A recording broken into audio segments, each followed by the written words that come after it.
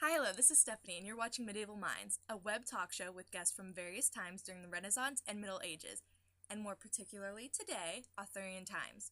We've all heard of the legend of King Arthur. We associate him with Merlin, knights, chivalry, the Round Table, Camelot, Excalibur, England, Lancelot, and, last but not least, Guinevere, his queen. And that is who we're going to be talking about today, Queen Guinevere. Since we know that the Arthurian legends were just that, we can't really research what Guinevere was actually like. So, we look to written versions of her life. In most stories, Guinevere is depicted as a lustful woman only dedicated to getting her way. Many people write off Guinevere because of her actions, without even stopping to consider the reasons for them. So, to set our facts straight, I have Queen Guinevere waiting on webcam. So here's the one and only Queen Guinevere. Thank you so much for taking the time out of your schedule to clear up a few rumors for us. Is this working? It's on. It's on. It's working. Queen Guinevere, it's on. Yeah. Oh, okay. Well, it's my pleasure. And please, call me Gwen. All right, Gwen. First off, how do you feel about being portrayed as a devious, well, for lack of a better word, bitch, in many of the stories surrounding your husband, King Arthur? Well, people like to write their own stories about me, but they have no idea what actually went down. I was raised in a completely different setting than the rest of the world. I grew up with a different set of beliefs and morals, but no one cares about that. All they care about is the scandal, just like celebrities these days. You just said that you had different beliefs that no one cared about. Can you elaborate on this? Sure.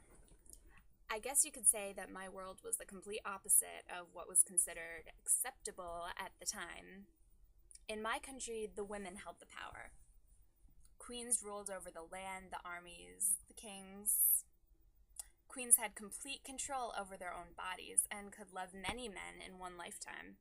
The Christians at the time hated our way of life and what we believed.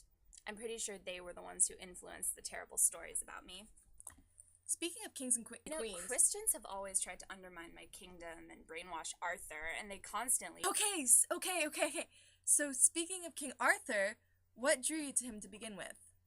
Arthur basically saved me from my asshole of an uncle. My dad tried to force me to marry my uncle so that they could control my kingdom. We were having a ceremony at night to officially make me queen when my father decided to tell people that I would be marrying my uncle. Just the thought of it makes me cringe. But before he could make the announcement, Arthur interrupted the ceremony. It was the most appalling, yet the most welcomed thing ever. The next night, as Arthur and I were negotiating a treaty between our kingdoms, he proposed. It was the most heroic and romantic thing. How did the king handle the fact that you had faith in a different god? He actually handled it pretty well at first. He accepted my religion and participated in some of the ceremonies that we held. It wasn't until after the death of our son and other stressful events that he turned solely to the Christians and against me. If you don't mind me asking, how did the death of your son come about? No, I don't mind. It's all in the past now. Arthur believed that he should take our son Amir into the battlefield. He told me that Amir would have all the protection he would need, but somehow the enemy broke through the protection and Amir was killed. I blamed Arthur and left for a while. When I came back, things were even worse. Even worse? What does that mean? When I came back from my little vacation, well, I found my husband in a compromising position with his half-sister Morgana. I understood that Morgana had bewitched him, but things were not the same. Is this where Sir Lancelot comes into play? Yeah, I guess so. Arthur left for the battlefield, and I just couldn't help but notice Lancelot. I wanted someone to talk to. Lancelot just seemed to be around. We were drawn to each other. I even tried to send him away. I tried to get him to stay with Arthur while I returned home to Camelot. And that's where the generic damsel in distress story happens. Well, what's the story? Well, my uncle kidnapped me. Who didn't see that coming? Anyways, he kidnapped me and once again attempted to get me to marry him, and I once again refused. So, as a villain in a story would, he locked me in a tower. Well, there's gotta be more than that. Lancelot came to my uncle's castle and demanded that he release me. But my uncle had a handful of trained soldiers ready to strike if I told Lancelot that I was taken there by force. So I played along. I told Lancelot that I was there by choice. The man was so confused and so hurt. I could tell by the look in his eyes, but how could I let harm come to a man that I thought I loved? And then? Then that night, Lancelot heard me calling to him from my tower. He was slightly drunk, and I think he might have been crying too. But anyways, he climbed the tower to me, all the while professing his love for me. It was just so honest and passionate. I really love romantic people. And he even removed a bar from my window to get to me. He just stood inside my room, just stood there. And that was all she wrote? Yes, pretty much. I don't regret it. I'm a woman from the summer country. I have control over my body, and I can love whomever I want. I still love Arthur, but he had hurt me so much. Lancelot was so pure and honest, I knew he could never hurt me. The fact that he was younger and attracted to me as an older woman was also a benefit to me. Of course it would be. It's quite an accomplishment. The day after you and Lancelot became lovers, Lancelot killed your uncle, correct? Yes. Surprisingly, Lancelot was just the better swordsman and had the blessing of whatever religion you choose to believe in. From that day on, my uncle's castle became Lancelot's. We didn't depart for Camelot until a few days after that, though. Lancelot had a few things to take care of first. I'm sure. Did you feel guilty at all for having an affair while your husband was worried about your disappearance? I'm sure he hadn't gotten word of your safety yet. That really wasn't a concern at that point in time. My husband was my chosen one, but as queen in my faith, I was allowed to select another chosen one if the previous one was a disappointment. I still loved Arthur, but I couldn't love him the way I loved Lancelot. Arthur had changed so much. I used to be his equal.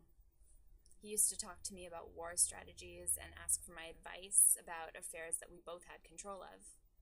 When Lancelot brought me back to Camelot, Arthur would go nowhere without his monks and priests. He was no longer the accepting man that I once knew. Too little too late to figure out you weren't with the man you were supposed to be with. Sad but true. It caused some chaos in the kingdom, but that's another story for another day. That's right. We'll get to that stuff next time we get to talk. Thank you so much for all of your help and for answering all of my questions. No problem. It's great to tell my side of the story. Not that many people get to hear it. Until next time. Goodbye. How do you turn this off? Wow, what a surprisingly good interview. That's never happened before. Anyways, Gwen really helped to understand her side of things here.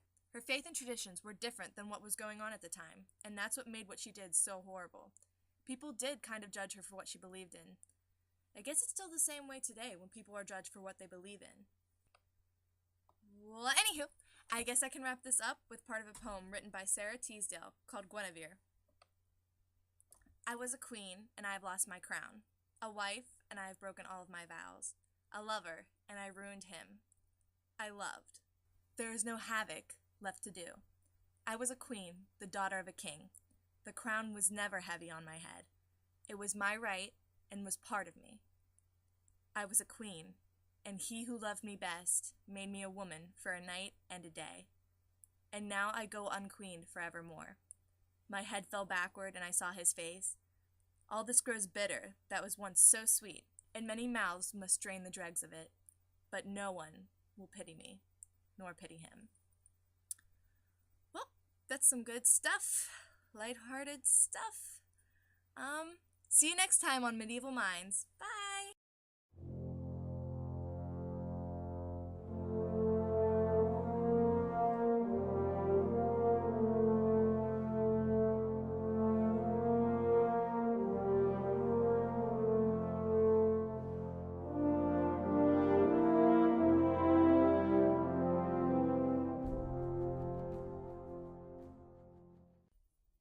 Slap in the face. Yep.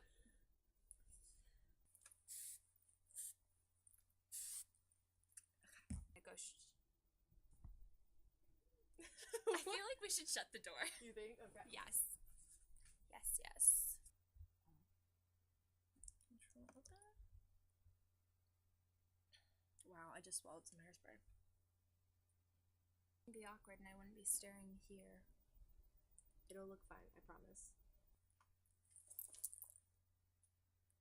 Waiting for her response.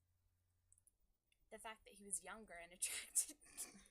And I can't even write any of them. I'm sorry. You're not sorry. I'm almost done, I swear. It's always great to tell my side.